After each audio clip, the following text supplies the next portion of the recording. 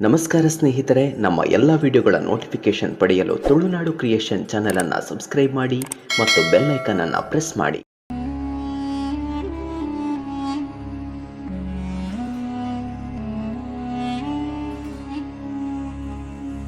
ನಮಸ್ಕಾರ ಬಂಧುಗಳೇ, ತುಳುನಾಡ ಕ್ರಿಯೇಷನ್ಸ್ ಯೂಟ್ಯೂಬ್ ಚಾನಲ್ಗೆ ಸ್ವಾಗತ.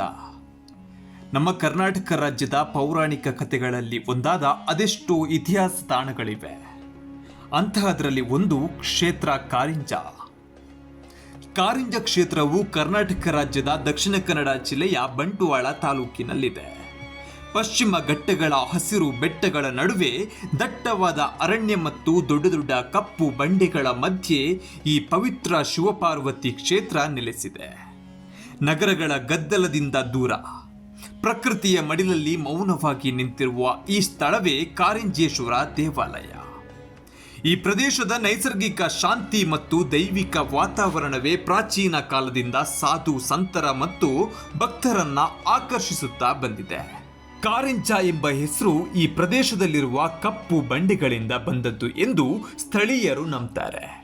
ಕರಿ ಎಂದರೆ ಕಪ್ಪು, ಇಂಜ ಅಥವಾ ಇಂಜೆ ಎಂದರೆ ಬಂಡೆ ಅಥವಾ ಬೆಟ್ಟದ ತುದಿ ಎಂಬ ಅರ್ಥವಿದೆ. ಈ ಕಪ್ಪು ಶಿಲೆಗಳ ಮಧ್ಯೆ ಸ್ಥಾಪಿತವಾಗಿರುವುದರಿಂದ ಈ ಕ್ಷೇತ್ರಕ್ಕೆ ಕಾರಿಂಜ ಎಂಬ ಹೆಸರು ಬಂದಿತು ಎಂಬ ನಂಬಿಕೆ ಜನರಲ್ಲಿ ವ್ಯಾಪಕವಾಗಿದೆ. ಈ ಶಿಲೆಗಳೇ ಈ ಕ್ಷೇತ್ರದ ಪ್ರಾಚೀನತೆಯ ಮೌನ ಸಾಕ್ಷಿಗಳಂತೆ ನಿಂತಿವೆ. ಪುರಾಣಗಳ ಪ್ರಕಾರ ಪಾಂಡವರು ತಮ್ಮ ವನವಾಸದ ಸಮಯದಲ್ಲಿ ಅನೇಕ ಪವಿತ್ರ ಕ್ಷೇತ್ರಗಳನ್ನು ಸಂಚರಿಸ್ತಾ ಇದ್ರು. ಶಿವನ ಅನುಗ್ರಹಗಳನ್ನ ಪಡೆಯುವ ಉದ್ದೇಶದಿಂದ ಅವರು ಕಾಡು, ಬೆಟ್ಟ ಮತ್ತು ನದಿಗಳ ಮಧ್ಯೆ ತಪಸ್ಸು ಮಾಡುತ್ತಾ ಸಾಗ್ತಾ ಇದ್ರು.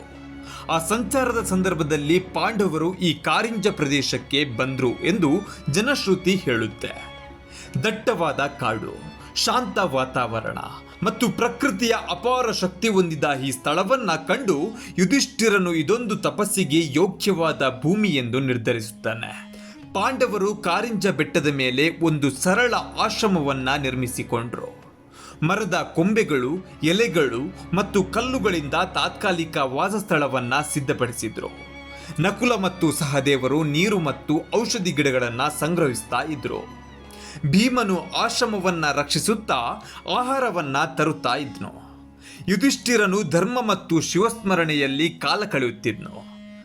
ಅರ್ಜುನನು ಶಿವನ ಭಕ್ತನಾಗಿದ್ದರಿಂದ ಅವನ ತಪಸ್ಸು ಅತ್ಯಂತ ಕಠಿಣವಾಗಿತ್ತು. ಅವನು ದಿನಗಟ್ಟಲೆ ಉಪವಾಸ ಮಾಡಿ ಶಿವನ ಧ್ಯಾನದಲ್ಲಿ ಲೀನನಾಗುತ್ತಿದ್ದನು ಎಂದು ಪುರಾಣಗಳು ಹೇಳುತ್ತವೆ. ಅರ್ಜುನನ ಈ ತೀವ್ರ ತಪಸ್ಸು ಶಿವನ ಗಮನವನ್ನ ಸೆಳೆಯಿತು ಎಂಬ ನಂಬಿಕೆ ಇದೆ.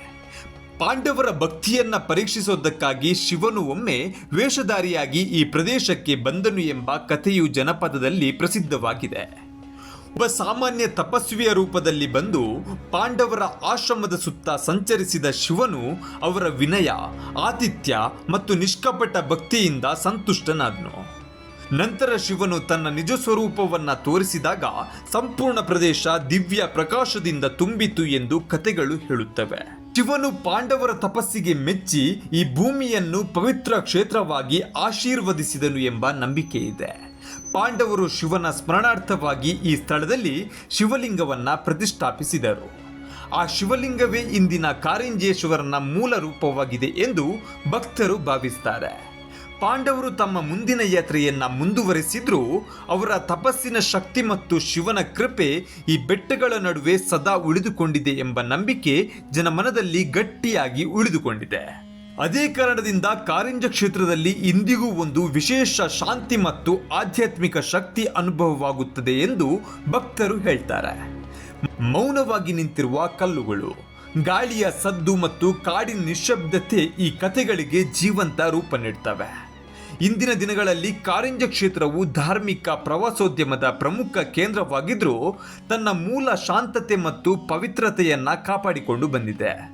ಮಹಾಶಿವರಾತ್ರಿ ಮತ್ತು ಕಾರ್ತಿಕ ಮಾಸದಲ್ಲಿ ಸಾವಿರಾರು ಭಕ್ತರು ಇಲ್ಲಿ ಸೇರಿ ಶಿವನ ದರ್ಶನ ಪಡೆಯುತ್ತಾರೆ. ಈ ಕ್ಷೇತ್ರದ ನಿಜವಾದ ಮಹತ್ವ ಅದರ ಇತಿಹಾಸ, ಪಾಂಡವರ ತಪಸ್ಸು ಮತ್ತು ಜನಪದ ನಂಬಿಕೆಗಳಲ್ಲಿ ಅಡಗಿದೆ. ಆದ್ರಿಂದ ಕಾರಿಂಜ ಕೇವಲ ಒಂದು ದೇವಾಲಯವಲ್ಲ, ಇದು ಪಾಂಡವರ ಭಕ್ತಿ, ಶಿವನ ಕೃಪೆ ಮತ್ತು ಪ್ರಕೃತಿಯ ಶಕ್ತಿಯ ಸಂಗಮ. ಈ ಪವಿತ್ರ ಕ್ಷೇತ್ರವು ತಲೆಮಾರಿಯಿಂದ ತಲೆಮಾರಿಗೆ ಶಾಂತಿ ಮತ್ತು ನಂಬಿಕೆಯನ್ನ ಹಂಚುತ್ತಾ ಬಂದಿರುವ ಒಂದು ಜೀವಂತ ಇತಿಹಾಸ ಅಂತಾನೆ ಹೇಳ್ಬೋದು. ಈ ಮಾಹಿತಿ ನಿಮ್ಗೆ ಇಷ್ಟವಾದರೆ ಚಾನಲ್ನ ಸಬ್ಸ್ಕ್ರೈಬ್ ಮಾಡಿ, ಲೈಕ್ ಮಾಡಿ, ಶೇರ್ ಮಾಡಿ, ಕಮೆಂಟ್ ಮಾಡಿ. ಧನ್ಯವಾದಗಳು.